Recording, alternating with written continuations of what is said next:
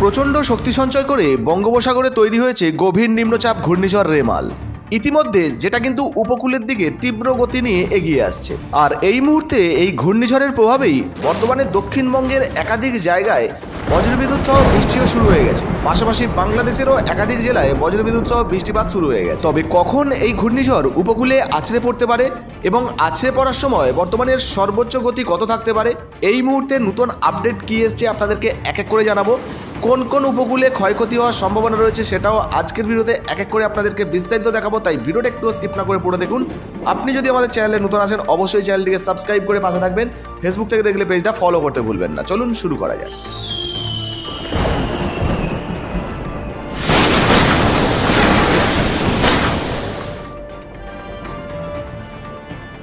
তো বন্ধুরা, প্রথমেই আপনাদেরকে আবহাওয়া দপ্তরের দেওয়া বুলেটিন দেখাবো, যেখানে এই ঘূর্ণিঝড়ের সর্বোচ্চ গতির বিষয়ে বলা রয়েছে। যদি আমরা 26 তারিখ দেখি, দেখুন এখানে 26 তারিখে কিন্তু এই ঘূর্ণিঝড়ের সর্বোচ্চ গতি 110 থেকে 120 কিলোমিটার এবং গাস্টিং রয়েছে 135 কিলোমিটার পর্যন্ত সর্বোচ্চ। তো বুঝতেই পারছেন, সর্বোচ্চ 135 কিলোমিটার পর্যন্ত এই ঘূর্ণিঝড়ের গতি হতে পারে, এমনই কিন্তু এখানে দাবি করা হয়েছে।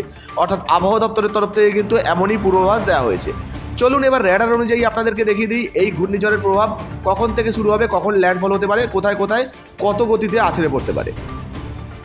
তো বন্ধুরা, এই মুহূর্তে যদি আপনাদেরকে র্যাডার অনুযায়ী আবহাওয়ার আপডেট দেখাই, সেক্ষেত্রে দেখতে পাচ্ছেন বঙ্গোপসাগরে কিন্তু প্রচণ্ড শক্তি সঞ্চয় করে তৈরি হয়েছে ঘূর্ণিঝড় রেমাল, যার এই মুহূর্তে যদি সর্বোচ্চ গতি আমরা দেখি সেক্ষেত্রে দেখতে পাচ্ছি 80 থেকে 90 কিলোমিটার পর্যন্ত, আর কোথাও কোথাও 70 থেকে 80-85 কিলোমিটার পর্যন্ত শক্তি সঞ্চয় করেছে, যেটা কিন্তু ধীরে ধীরে ইতিমধ্যে উপকূলেও এসে উপস্থিত হয়েছে। এই মুহূর্তে যদি আপনারা দেখেন সেক্ষেত্রে দেখতে পাবেন বাংলাদেশ সহ পশ্চিমবঙ্গের উপকূলবর্তী এলাকায় কিন্তু এই ঘূর্ণিঝড় উপস্থিত হয়ে গেছে।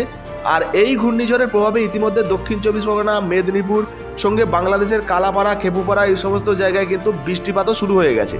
তো ইতিমধ্যে এই ভিডিওটা আপনি কোন জেলা থেকে দেখছেন অবশ্যই নিচে কমেন্ট বক্সে কমেন্ট করে জানাবেন। তো পরবর্তীতে কখন ল্যান্ডফল হবে সেটা আপনাদেরকে দেখাই। আর এই মুহূর্তে উপকূলবর্তী এলাকায় ঝোড়ো হাওয়ার প্রভাব কতটা থাকবে সেটা আপনাদেরকে দেখানোর জন্য একটু জুম করছি।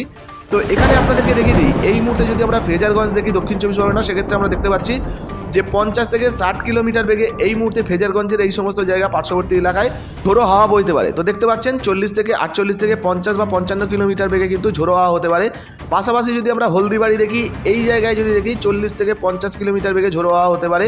সেই সঙ্গে যদি আমরা সুন্দরবন উপকূলবর্তী নামখানা দেখি, গোসবা, কাকদ্বীপ এই সমস্ত জায়গা দেখি, সেক্ষেত্রে কিন্তু আমরা দেখতে পাচ্ছি এই সমস্ত জায়গায় ইতিমধ্যে 40 থেকে 50 কিলোমিটার বেগে ঝোড়ো হাওয়া হতে পারে। পাশাপাশি যদি আমরা কালাপাড়া দেখি, পাথরঘাটা দেখি, এই সমস্ত জায়গায় এখানেও কিন্তু 40 থেকে 50 বা কোথাও কোথাও 60 কিলোমিটার বেগে কিন্তু ঝোড়ো হাওয়া হতে পারে, বা 60-65 কিলোমিটার বেগে ঝোড়ো হওয়ার সম্ভাবনা রয়েছে। তো বুঝতেই পাচ্ছেন, ইতিমধ্যে যদি আমরা মেদিনীপুর দেখি, মেদিনীপুরের কিছু কিছু জায়গা রয়েছে যেখানে কিন্তু 20 থেকে 30 কিলোমিটার বা সর্বোচ্চ 40-50 কিলোমিটার বেগে ঝোড়ো হাওয়া হতে পারে। তবে আমরা যদি আবারও সময়ের পরিবর্তন করে বেলা 11টার দিকে যাই, অর্থাৎ সময়ের পরিবর্তন করি, সেক্ষেত্রে দেখতে পাচ্ছি এই ঘূর্ণিঝড় ইতিমধ্যে কিন্তু উপকূলবর্তী এলাকাগুলো ছুঁয়ে যাচ্ছে। এই মুহূর্তে যদি আমরা খড়গপুর বা মেদিনীপুর দেখি, এখানের কিছু কিছু জায়গায় 40 থেকে 50 কিলোমিটার বেগে ঝোড়ো হাওয়া হতে পারে।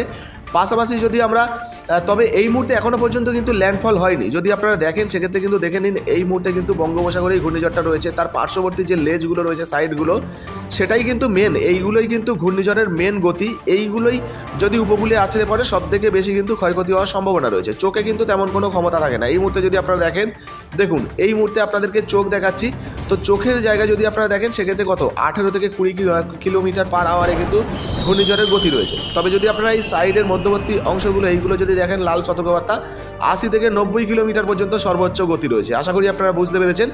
তো এবারে আমরা দেখতে পাচ্ছি ইতিমধ্যে কালাপাড়ার কিছু কিছু জায়গায় কিন্তু এই ঘূর্ণিঝড় প্রবেশ করেছে, তবে পুরোটা ল্যান্ডফল কিন্তু এখনও হয়নি, বা গঙ্গাসাগরেও কিন্তু পুরোটা ল্যান্ডফল হয়নি।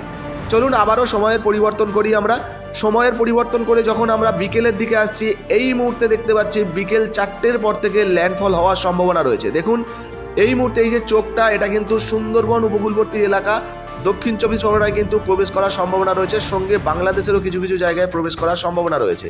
আর এরই প্রভাবে, এই ঘূর্ণিঝড়ের প্রভাবে কিন্তু কালাপাড়া, পাথরঘাটা, মঠবেড়িয়া, লালমোহন এই সমস্ত জায়গায় প্রচণ্ড ঝড় বৃষ্টি কিন্তু শুরু হয়ে যাবে। দেখতে পাচ্ছেন 60 থেকে 70 কিলোমিটার বেগে কিন্তু ঝোড়ো হাওয়া বইতে পারে, এমনই কিন্তু র্যাডার অনুযায়ী দেখাচ্ছে। পরবর্তীতে যদি আমরা গঙ্গাসাগর দেখি, গঙ্গাসাগরেও কিন্তু 60 থেকে 70 কিলোমিটার বেগে ঝোড়ো হাওয়া বইতে পারে। যদি আমরা এই মুহূর্তে খড়গপুর, মেদিনীপুর দেখি, সেক্ষেত্রে দেখতে পাচ্ছি কন্টাই, দীঘা এই সমস্ত জায়গায় 40 থেকে 50 কিলোমিটার বেগে কিন্তু ঝোড়ো হাওয়া হতে পারে। এখানে কিন্তু প্রচণ্ড যে ঝড় বৃষ্টি হবে এমনটা নয়, বৃষ্টি হওয়ার সম্ভাবনা রয়েছে, প্রচণ্ড ঝড়ের সম্ভাবনা কিন্তু তেমন একটা দেখা যাচ্ছে না এই মুহূর্তে বিকেল 4টের আপডেট অনুযায়ী। তবে এই মুহূর্তে যদি আমরা দেখি সেক্ষেত্রে বঙ্গোপসাগরে এই নিম্নচাপটা কিন্তু প্রচণ্ড পরিমাণ শক্তি সঞ্চয় করেছে এবং দীর্ঘস্থায়ী হওয়ার সম্ভাবনা রয়েছে, অর্থাৎ টানা 8 থেকে 10 ঘন্টা পর্যন্ত এই ঘূর্ণিঝড় কিন্তু স্থায়ী হতে পারে। যদি আমরা 5টা থেকে 6টা বা 7টার দিকে যাই সেক্ষেত্রে দেখতে পাচ্ছি ইতিমধ্যে দক্ষিণ 24 পরগনার সুন্দরবন উপকূলবর্তী এলাকায় ইতিমধ্যে এই ঘূর্ণিঝড় বিকেল 5টার পরে কিন্তু ল্যান্ডফল করার সম্ভাবনা রয়েছে এবং পরবর্তীতে মধ্যরাতের দিকে ঘূর্ণিঝড়ের এই যে পার্শ্ববর্তী লেজগুলো প্রচণ্ড শক্তি নিয়ে কিন্তু উপকূলের দিকে আছড়ে পড়তে পারে এমনই কিন্তু সম্ভাবনা রয়েছে। আর যদি বিকেল থেকে রাতের মধ্যেই এই ঘূর্ণিঝড় উপকূলে প্রবেশ করে সেক্ষেত্রে কিন্তু একাধিক জেলায় বা একাধিক জায়গায় ইতিমধ্যে ঘূর্ণিঝড়ের গতি প্রচণ্ড হতে পারে। এই মুহূর্তে যদি আপনাদেরকে কালাপাড়া দেখাই সেক্ষেত্রে দেখতে পাচ্ছেন 60 থেকে 70 কিলোমিটার বেগে কিন্তু কালাপাড়ায় ঘূর্ণিঝড় হতে পারে। আরে লালমোহন যদি দেখি সেক্ষেত্রে কিন্তু 48 থেকে 50-55 কিলোমিটার, কোথাও কোথাও 60 কিলোমিটার বেগে ঝোড়ো হাওয়া হতে পারে। আর যদি এই সমস্ত আমরা জায়গা দেখি, ফিরোজপুর দেখি, খুলনা দেখি, এই সমস্ত জায়গায় এখানে 40 থেকে 50 কিলোমিটার বেগে ঝোড়ো হাওয়া হতে পারে। পাশাপাশি যদি আমরা দক্ষিণবঙ্গের চন্দননগর দেখি, কলকাতা দেখি, এই সমস্ত জায়গায় 40 থেকে 50 কিলোমিটার বেগে ঝোড়ো হাওয়া হতে পারে। পাশাপাশি যদি আমরা কোলাঘাট দেখি, কোলাঘাটেও কিন্তু 40 থেকে 50 কিলোমিটার বেগে ঝোড়ো হাওয়া হতে পারে। তবে যদি আমরা হলদিয়া দেখি, এই সমস্ত জায়গায় এখানে 50 থেকে 60 কিলোমিটার বেগে ঝোড়ো হাওয়া হতে পারে। সেই সঙ্গে যদি আমরা উত্তর 24 পরগনা দেখি সেক্ষেত্রে কিন্তু আমরা দেখতে পাচ্ছি উত্তর 24 পরগনায় ইতিমধ্যে কিন্তু 50 থেকে 60 কিলোমিটার সর্বোচ্চ গতি নিয়ে এই ঝড় কিন্তু আছড়ে পড়তে পারে বা ঝড়ের গতি কিন্তু হতে পারে। তবে আবহাওয়া দপ্তরের তথ্য অনুযায়ী কিন্তু উত্তর 24 পরগনায় 70 থেকে 80 কিলোমিটার বেগে ঝোড়ো হাওয়া হতে পারে, দক্ষিণ 24 পরগনায় 100 কিলোমিটার পর্যন্ত ঝোড়ো হওয়ার সম্ভাবনা রয়েছে। পাশাপাশি 100ই নয়, নতুন আপডেট অনুযায়ী কিন্তু 100 থেকে 130 কিলোমিটার পর্যন্ত বেগে আছড়ে পড়তে পারে এই ঘূর্ণিঝড়। এছাড়াও বন্ধুরা এই মুহূর্তে যদি আপনাদেরকে স্কাইমেটের ওয়েদার আপডেট দেখাই সেক্ষেত্রেও দেখতে পাচ্ছি ইতিমধ্যে উপকূলবর্তী এলাকায় এই যে ঘূর্ণিঝড় সেটা কিন্তু পৌঁছে গেছে। আর কিছুক্ষণের মধ্যেই কিন্তু এই ঘূর্ণিঝড়ের দাপট দেখা যাবে। ইতিমধ্যে দক্ষিণ 24 পরগনা সহ বাংলাদেশের একাধিক জায়গায় ইতিমধ্যে এই ঘূর্ণিঝড়ের প্রভাবে বজ্রবিদ্যুৎ সহ বৃষ্টিও কিন্তু শুরু হয়ে গেছে। তো আপনাদের এলাকায় বৃষ্টি হয়েছে কিনা অবশ্যই লিখে জানাবেন। এই মুহূর্তে যদি দেখি আমরা সেক্ষেত্রে কিন্তু 11টার মধ্যে ইতিমধ্যে প্রপার ল্যান্ডফল হয়ে গেছে, মধ্যরাতে কিন্তু ল্যান্ডফল হয়ে গেছে এই ঘূর্ণিঝড়ে। এই মুহূর্তে যদি আমরা দেখি এখনও পর্যন্ত কিন্তু এই যে প্রচণ্ড শক্তি সঞ্চয় করে ঘূর্ণিঝড়টা উপকূলেই বিরাজ করছে। দেখতে পাচ্ছেন এই মুহূর্তে গাঙ্গেয় উপত্যকা যেগুলো রয়েছে এখানে কিন্তু বিরাজ করছে। গঙ্গাসাগর যদি দেখি 65 থেকে 70 কিলোমিটার বেগে কিন্তু আছড়ে পড়ছে এই ঘূর্ণিঝড়। যদি এই মুহূর্তে আমরা বাংলাদেশ দেখি, বাংলাদেশের কিছু কিছু জায়গা সেক্ষেত্রেও কিন্তু আমরা দেখতে পাচ্ছি এখানে 70 থেকে 80 কিলোমিটার বেগে আছড়ে পড়তে পারে এই ঘূর্ণিঝড়।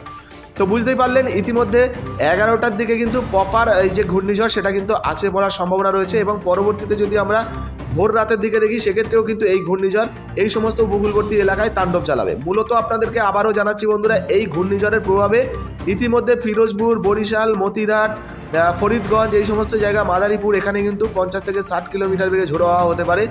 একইভাবে যদি আমরা খুলনা, ঢাকা, যশোর দেখি এই সমস্ত জায়গায় বৃষ্টিপাত হতে পারে। নদিয়া যদি দেখি, নদিয়ায় কিন্তু 50 থেকে 60 কিলোমিটার বেগে ঝোড়ো হাওয়া হতে পারে। আর পাশাপাশি যদি আমরা বর্ধমান দেখি, আরামবাগ দেখি, এই সমস্ত জায়গায় ঝোড়ো হাওয়া হওয়ার সম্ভাবনা রয়েছে। যদি কোলাঘাট দেখি, এই সমস্ত জায়গাও কিন্তু 40 থেকে 50 কিলোমিটার বেগে ঝোড়ো হাওয়া হতে পারে। কলকাতায়ও কিন্তু তাই। আর দক্ষিণ 24 পরগনায় কিন্তু সর্বোচ্চ ঝোড়ো হাওয়া হওয়ার সম্ভাবনা রয়েছে। এই মুহূর্তে এই ভিডিওটা আপনি কোন জেলা থেকে দেখছেন অবশ্যই নিজের কমেন্ট বক্সে কমেন্ট করে জানাবেন। আবারও জানাচ্ছি বন্ধুরা, এই ঘূর্ণিঝড়ের প্রভাবে আগামী কিন্তু 2 থেকে 3 দিন বজ্রবিদ্যুৎ সহ বৃষ্টিরও সম্ভাবনা রয়েছে। আর এই ঘূর্ণিঝড়ের প্রভাবেই কিন্তু আপনারা দেখতে পাচ্ছেন 26 তারিখ, 27 তারিখে বজ্রবিদ্যুৎ সহ বৃষ্টির সম্ভাবনা রয়েছে দক্ষিণবঙ্গের একাধিক জেলায়। যদি আমরা বর্ধমান দেখি, কাটোয়া দেখি, বীরভূম জেলা দেখি, বা মুর্শিদাবাদ দেখি, নদিয়া দেখি, হাওড়া, হুগলি, কৃষ্ণনগর, এই সমস্ত জায়গা দেখি, শান্তিপুর দেখি, চাকদাও দেখি, এই সমস্ত জায়গায় প্রচণ্ড পরিমাণে বজ্রবিদ্যুৎ সহ বৃষ্টি রয়েছে। মেদিনীপুর, পাশাপাশি যদি দক্ষিণ 24 পরগনা দেখি, এই সমস্ত জায়গায় প্রচণ্ড পরিমাণে কিন্তু বজ্রবিদ্যুৎ সহ বৃষ্টি রয়েছে।